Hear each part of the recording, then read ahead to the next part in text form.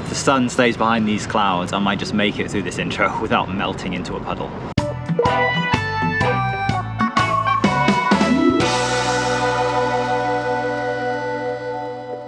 Hello, ni hao, xin dao, or whatever else your greeting of choice may be from Haiphong, Vietnam.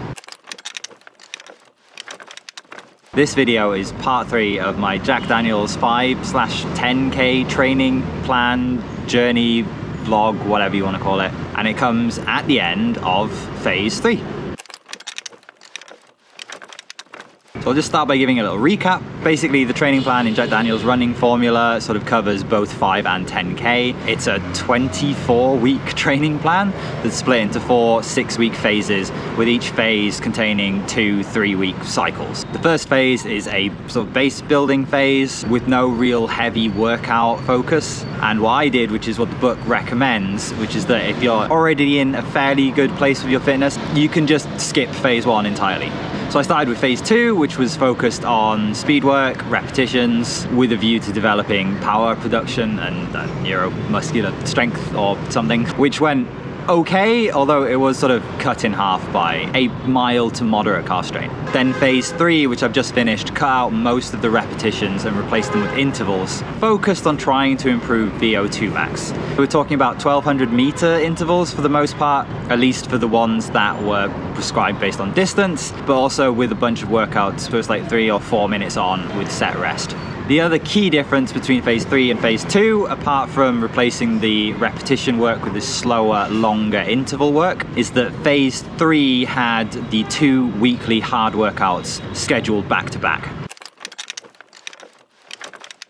I did do the first week of the schedule as planned with back-to-back workouts. I completed them, although I did have to make a few adjustments based on the heat and the fact I was doing it on my treadmill, which is not very well calibrated.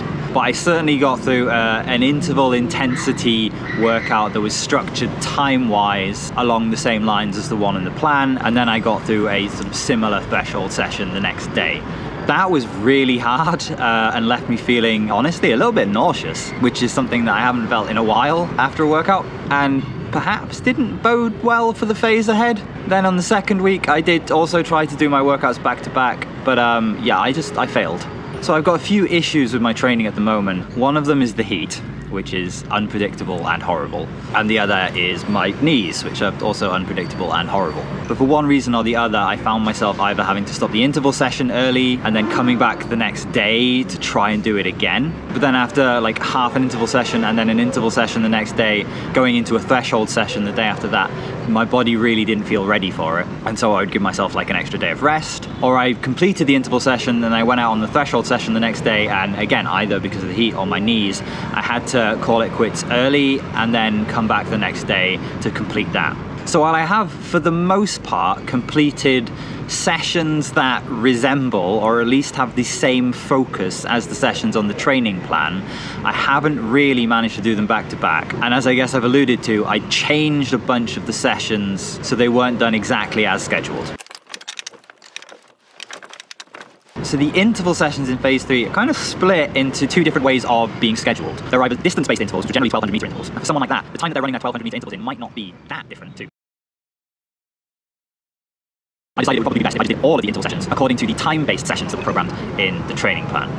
So yeah, I switched them up, basically did everything as like 3 or 4 minute intervals, ran them at a slower speed but on an incline to try and mimic the correct intensity, and with a few of the sessions I maybe tweaked the rest time a bit, try and help me deal with the heat and the humidity. I believe I was still focusing on stimulating the exact same systems and improving my VO2 max in very much the same way, but through a slightly different route. As for the focus of phase 4, or lack of focus of phase 4, I'll update you about that when I go out for a run later on. For now, I'm just gonna finish my coffee. Hello there, welcome to Tuesday night. You'll have to forgive me, I've got a bit of a weird setup going on. I'm sort of balancing the GoPro on the front of the pushchair, and I got my phone's torchlight sort of flashing in my face. So I'm out here pretty late because it has now got to a point of the year where it is stiflingly hot in northern Vietnam during the day. To the extent that even running on my treadmill in the shade with 2 fans on me is almost unbearable. So yeah, I'm out here pretty late and I've brought Felix along for the ride. This way I can get a nice easy run in comparatively pleasant conditions, and also the motion of the pushchair as we're running along tends to send him off to sleep. It's kind of like a yi ju liang de, as they say in Chinese. So the main thing I'm supposed to be talking about is the focus of phase 4 of my training plan. But the thing is, there isn't one, or at least there isn't really a training focus for phase 4, because the main focus of this part of the training plan is competition. Pretty clear throughout most of Jack Daniel's book and through the descriptions of the training plans that this training is very much geared towards serious college or university level athletes. That is to say, people who have an off season, a training season, and then a competition season. And that is something that is clearly reflected in the training schedules for phase 2 and phase 3, where there is a footnote at the end of every week that basically says, if you have a race this weekend and you can skip Q1 or quality session 1, move Q2 to this day, and then run your race on Saturday or Sunday or whatever it may be. Once you get to phase 4 though, those instructions are sort of ramped up. They're no longer a footnote at the end of every week, but there are very clear, detailed, alternate training sessions for every single session. These are very prominent, and it is very clear that the focus of phase 4 is on racing, and that all of the workouts are there to maintain your fitness throughout the 6-week competitive season, either with full workouts on weeks where you're not racing, or with cut back workouts to maintain your sharpness on the weeks where you are. In terms of the focus of the training sessions, it is very much more of what you got from phase 3. There is generally one interval session and one threshold session per week, only thankfully they're no longer on back-to-back days. Now obviously I am not a collegiate runner. I do not plan on doing a 5k time trial every week or every other week. I just want to do one big effort, get it out of the way, and then move on to some easy training so that I can manage the hell that is summer in this country, and also lighten the load and give my knees the opportunity to recover, because that's a long-standing issue that I've been having. You join me out here on my very slow warm-up for my 5k time trial attempt. I've tried to pick a time that's the best compromise of it not being horribly hot and there still being enough light to film this, and I think I've probably got about the right balance. Okay, so my weather app says it's currently 29 degrees. I've factored in being 28 because it's probably going to drop a little bit in temperature, and checked on the VDOT race equivalency heat calculator. Now that's not crazy accurate and it doesn't account for humidity and things, but I'll do all that later on.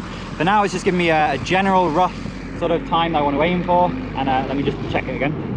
Yeah, so basically my PB is 1852, and this says if I do a 1930 5k in this sort of temperature, then that should be equivalent to an 1848. So that's around about the benchmark I want to go for, which means I need to aim for 354, and yeah, a PB would be a few seconds quicker than the benchmark I set at the beginning of this. And obviously, if I can go faster, that would be great, especially having gone to a training block.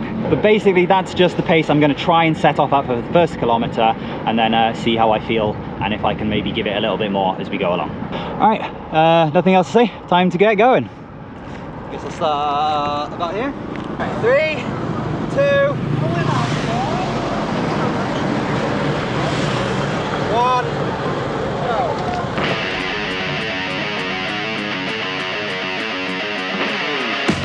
As you may notice, there's a slight downhill start here. According to Koros, there was a net downhill over this whole run of 5 meters. Although there was also a significant net headwind, so, you know, swings and roundabouts.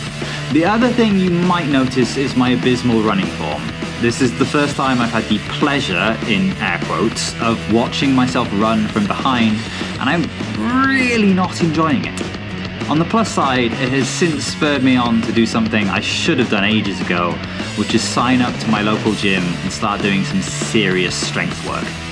Just watching those hips waggle makes me want to abandon this entire video. Anyway, back to the point.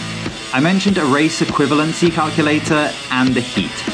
From day one of this training block, I knew there was zero possibility of me beating my benchmark time trial performance in absolute terms. The training schedule was always going to have me running this time trial in summer, and heat was always going to be a significant factor in my results. In case you're unaware, heat and humidity have a huge impact on performance, especially once you get above a certain level.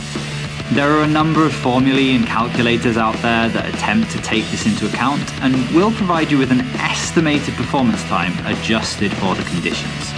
That is to say, they evaluate your time in god-awful conditions and then estimate a time in ideal conditions based on that evaluation. While I'd love to have a simple head-to-head and compare my before and after times, living where I do means this is the only real option. So I'm not trying to beat my time in this video, I'm trying to beat an equivalent level of performance. And spoiler, in the end, things were even less ideal than that. As I said, the calculator on my phone app does not account for humidity, and so gave me a target that was, how to say, optimistic. I then set off way too fast, I'll put my splits up on screen, and from early on in the second kilometer I was already desperately clinging on. By the time I was approaching 4K, I was already in a world of pain, and I was certain that the time trial was an abject failure and I was not going to be able to make my target pace. Then, when my wife shouted at me from behind that the GoPro had run out of battery, which I knew meant it had actually overheated, I just lost the will to continue. And so, I am sorry to say, I gave up. I did not finish this time trial. Hey there, so I'm back home after the time trial. It is now the day after, and yeah, obviously I'm a little bit disappointed. As I've probably explained by now in the voiceover, I only managed to get 4K into that 5K time trial. I could probably have pushed a little bit further. In fact, I'm pretty sure I could have pushed further. I was slowing down, and so it wasn't going to be a great finish to the 5K. And I think about 3.8K when the missus called out that the camera had stopped recording. In combination with how badly I was suffering and the fact that I set off way too fast for that first kilometer, my will to go on just kind of ran out. So yeah, I failed to finish the time trial I was aiming at, and I also ended up at sort of an average pace, or an overall pace that was slower than I had hoped for. But anyway, my immediate impression upon getting home was that that had been, I wouldn't say unmitigated, but certainly a failure. However, I should also point out that the target time I got was based off the VDOT app and the heat adjustment function or table or formula or whatever that it has in there, and that does just allow for you to enter heat and not humidity. I've since got home and had a little look at some calculators, and I'm going to have a look at them again just to show you through this. So I'm going to be using OBS on one of these videos for the first time, so hopefully I manage to capture everything and can get it all in sync, because there's a little spoiler that things might not be quite as terrible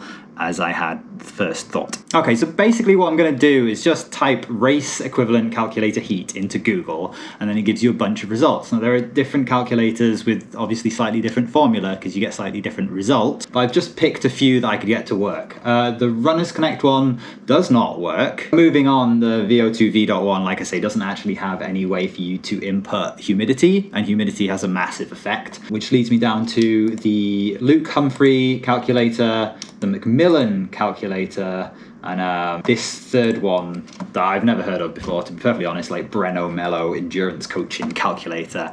And these were the three that I ended up going with. What I will say is that I've already sort of worked out the equivalents, and the one that I found that was least favourable overall was the Macmillan calculator. This one's a little bit less intuitive to use. What I am interested in is this bit down here where it's got a heat adjuster. There we go. Couldn't find it for a sec. So yeah, let's just put this in and go with, we've got 4,000 meters here. Okay, so now we can put in the actual results. So I did 4,000 meters in 1533. The temperature was 29 degrees. Humidity was 81% Celsius. Adjust to these. So you got to pick conditions. So let's just say, I don't know, 8 degrees, right? I think my 5K PB was something similar. I don't know, 60% humidity, nothing crazy. And then calculate. There we go. That was a bit silly. So the Macmillan calculator says that based on my 4K run yesterday, which was 1533, adjusted to an equivalent performance in 8 degrees and 60% humidity, which would be around about the sort of conditions that I ran my original 1852 PB in back in Shanghai during winter, would give me a predicted 5K race time of 18:25. So as I say, this was the least favorable, by which I mean the slowest time that I could get from any of the calculators I used, and I used a few more that I haven't shown you here. So I wanted to go with that because the most conservative, you know, no one's going to say, oh, you're just picking times that are most favorable to you. No, I'm not saying that these things are accurate.